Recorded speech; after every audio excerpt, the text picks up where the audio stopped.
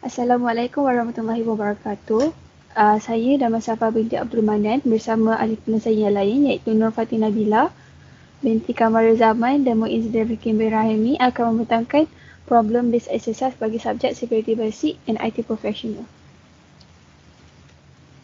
Introduction dia adalah we are necessitated to observe legal and ethical issue of IT professionalism upon discussion among manager, technician and customer. Create ethical communication skill with outstanding professional behavior approaches. Highlight the main point of conversation phrases. Dekat situ dah ada nyatakan masalah yang dihadapi oleh customer, di mana ayat dia adalah a customer has made a phone call to hire computer technician regarding failure of licensed software installation for Microsoft Office 2016. The problem occurred when the customer noticed the system is not installed thoroughly. Kita akan pergi ke question pertama, iaitu IT professionalism team must familiar with juridical and ethical issues. The team should learn good communication skill to establish good rapport with customer based on the situation given. Explain 5 suitable technician resources with example to gather information for troubleshooting process. So yang pertama adalah kita as a technician perlu identify the problem. Kalau kita tak identify, macam mana kita nak tahu kan the causes of the problem kan. So identify the problem before go through on planning and solution to fix hardware or software. So problem yang kita dapat based on masalah yang diberi adalah failure of license software installation for Microsoft Office 2016.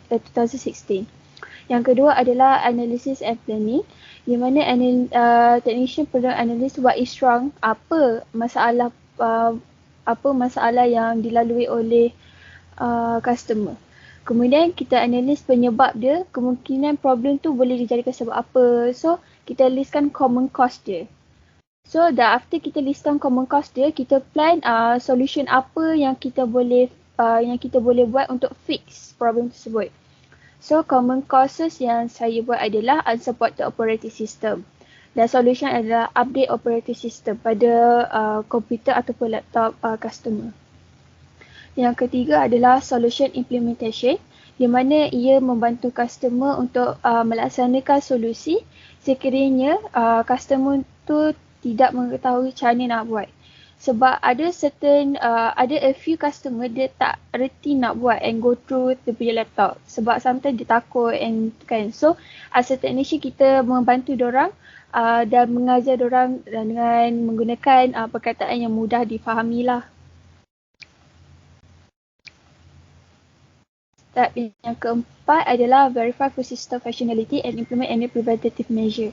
So as technician, make sure the solution that we does it is work. So sebelum kita nak suruh customer ambil balik barang-barang dia ataupun software hardware dia, kita kena pastikan solusi yang kita telah buat tu menjadilah kan.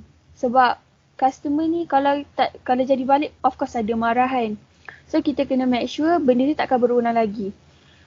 Kalau solusi tu kita pada kali pertama jadi, bila kita buka balik semua tu dia tak jadi balik, so kita cari another solusi.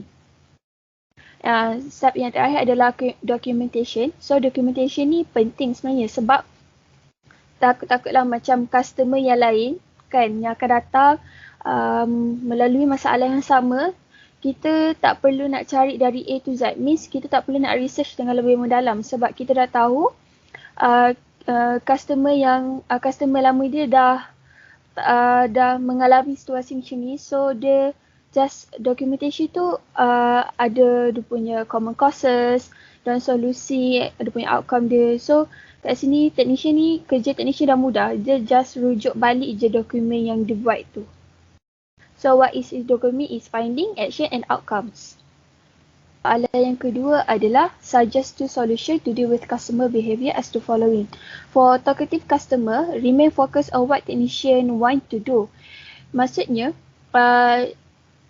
kalau talkative ni kita tahulah macam biasa, customer ni memang suka bercakap lah atau berborak kan. So, as a technician, sama-sama kita berborak, kita kena fokus apa yang kita nak buat. Contohnya macam customer tu datang dia bagi tahu ada software ataupun hardware problems ke, kita remain fokus, kita sambil kita dengar tapi kita jangan terlalu kusyuk lah dengan apa yang dia cerita semua. Kita just fokus pada apa yang kita nak buat.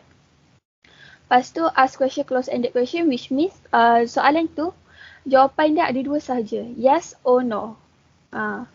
Untuk inexperienced customer pula, use simple word to explain. Maksudnya, menggunakan inexperienced customer ni adalah, maksud dia customer yang tidak mempunyai pengalaman ataupun kurang lah pengetahuan dia tentang software dan hardware ni kan. So, kita as technician guna perkataan yang mudah dia fahami. Kalau kita tanya dia ratim, of course dia tak tahu kan. So, kita just sebut apa yang dia nampak depan mata dia je. Kalau kita sebut ratim pun, dia takkan tahu. Okay, yang kedua adalah speak in plain terms. Dia lebih kurang macam use simple word to explain tapi macam tak guna deep meaning macam tu. Seterusnya saya serahkan kepada Muizuddin Rifki. Assalamualaikum warahmatullahi wabarakatuh. Nama saya Muizuddin Rifki. Saya akan terangkan question 3 dan 4. Contoh question 3 adalah state 3 causes of the software installation failure according to the case above.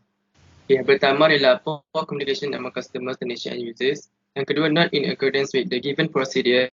And the system is not installed thoroughly. Yang keempat, the technician did not scrutinize and did not ensure that the software had been installed correctly.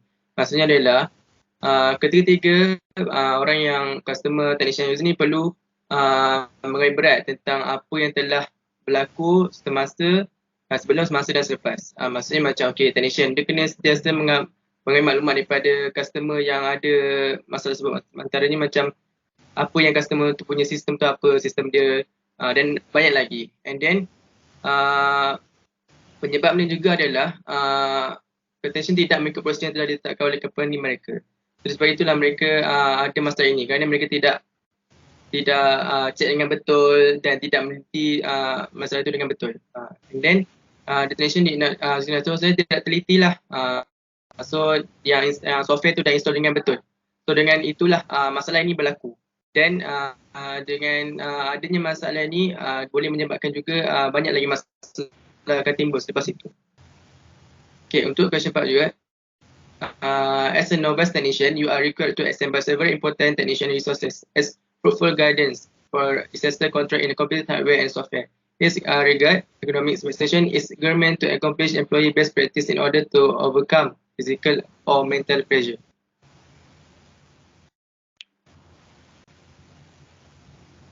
Okay, first, you can identify 4 economic workstation with example which need to take into consideration. Okay, first, monitor. Ensure that the place and condition of the monitor is placed in a safe condition in the event of a disaster so as not endanger the safety of user, technician and others.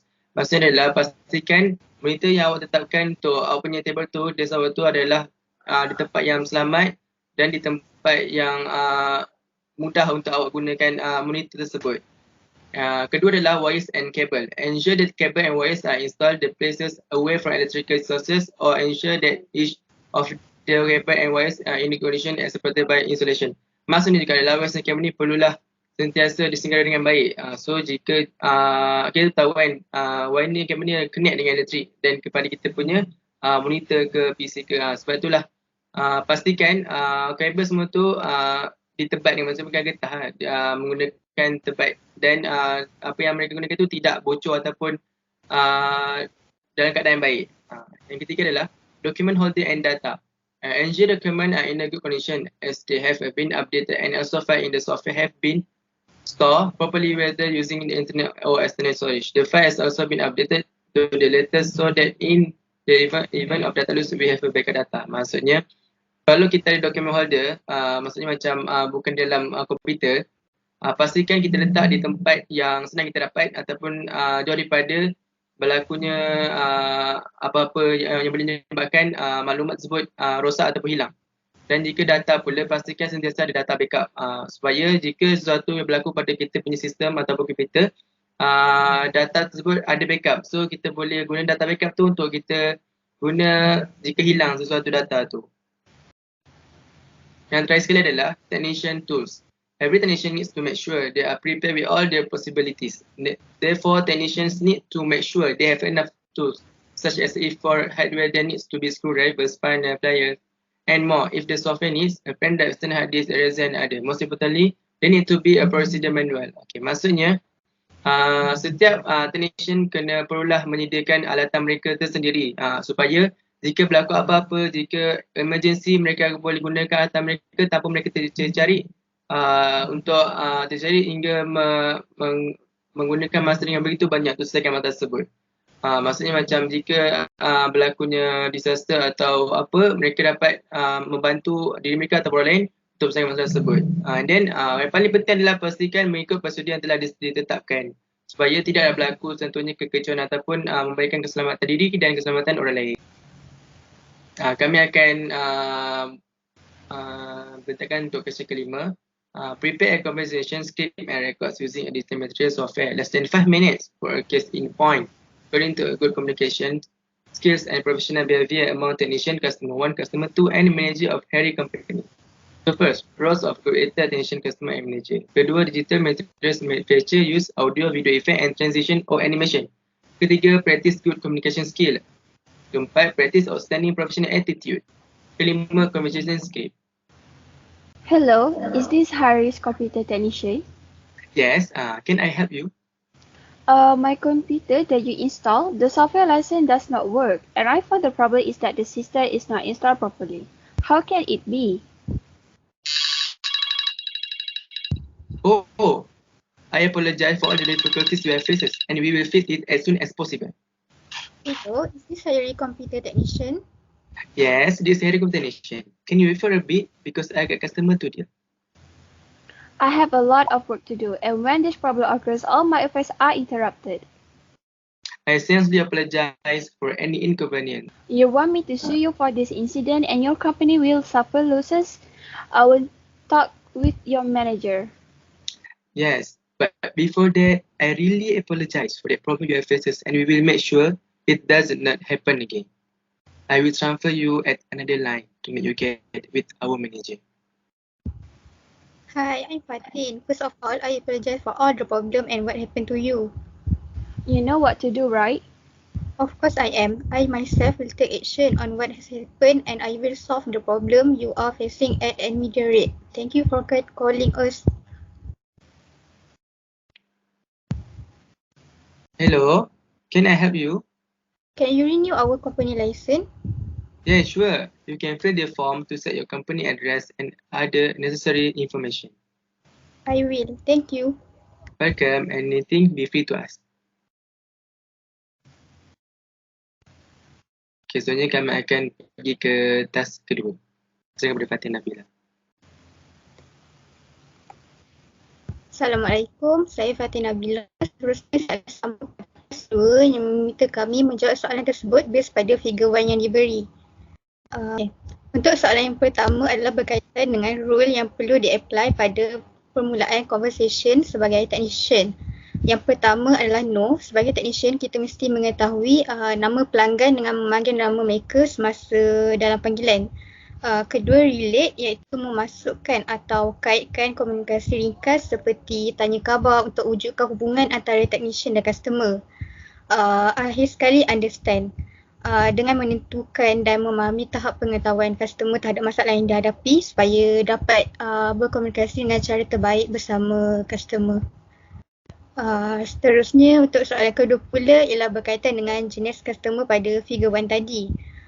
Based on conversation, type of customer is knowledgeable customer. Kerana customer bertanya kepada technician tersebut sama ada memahami ke tak masalah yang dihadapinya atau tidak. Selepas dilihat, technician tu ambil masa lama untuk selesaikan masalah yang dihadapi tu. Selepas technician tu cadangkan cara untuk selesaikan masalah, dia tengok penyelesaian tu macam tak membantu selesaikan masalah dia. Then customer tu cubalah tanya dia balik. Betul ke cadangan yang tu?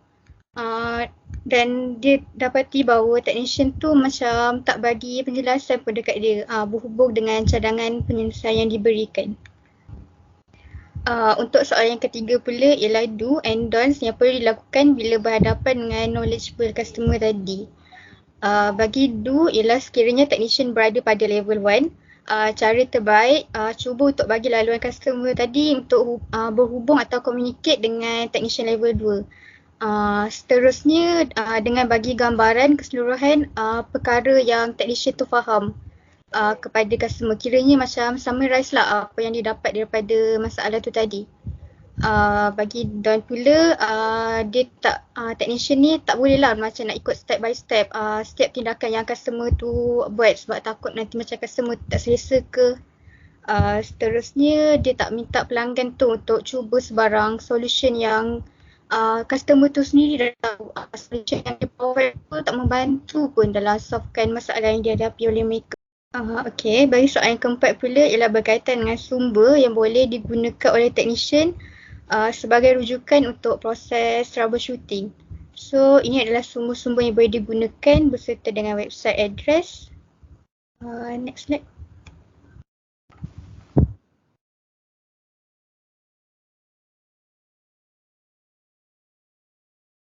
Okay, untuk soalan kelima pula ialah pros and con bagi social media customer service. Bagi kebaikan ialah technician tu akan bagi fast reply lah kepada customer kerana kemudahan capaian untuk akses tu. Seterusnya mempunyai bot messenger sebagai pembantu technician untuk menjawab soalan-soalan yang mudah memandangkan kita pun tahu kan technician ni dia tak available untuk 24 jam. Selain itu, customer akan menjadi profit kepada sesebuah company sekiranya mereka puas hatilah dengan servis yang company tu dah provide. Dengan cara tu, company tu mampulah bersaing dengan syarikat lain. Akhir sekali akan menaikkan reputasi sesebuah syarikat jika pelanggan tu puas hati dengan perkhidmatan dan kemungkinanlah mereka akan kongsi pengalaman positif yang dia dapat daripada pengalaman yang diorang dapatlah daripada servis company dia share dekat orang lain. Bagi keburukan pula ialah memerlukan technician yang ramai untuk kendalikan customer service dalam talian ni. Seterusnya customer tu akan mengharapkan sebuah expectation yang tinggi lah seperti fast reply. Selain tu, tak semua orang akan menggunakan social media customer service ni kerana orang yang berumur ni kadang-kadang dia kurang pengetahuan dalam teknologi. Selain daripada itu, social media customer service ni dia ada had di mana tak semua orang boleh akses platform tersebut kalau terlalu ramai sangat orang guna platform tu dalam satu masa. Akhir sekali, reputasi sesebuah syarikat tu akan buruk lah. Kiranya macam cepat tersebar lah. Kalau technician tu, dia berikan attitude yang macam tak proper lah, macam tak sopan dalam social media customer service ni. So, ini saja daripada kumpulan kami. Sekian, terima kasih.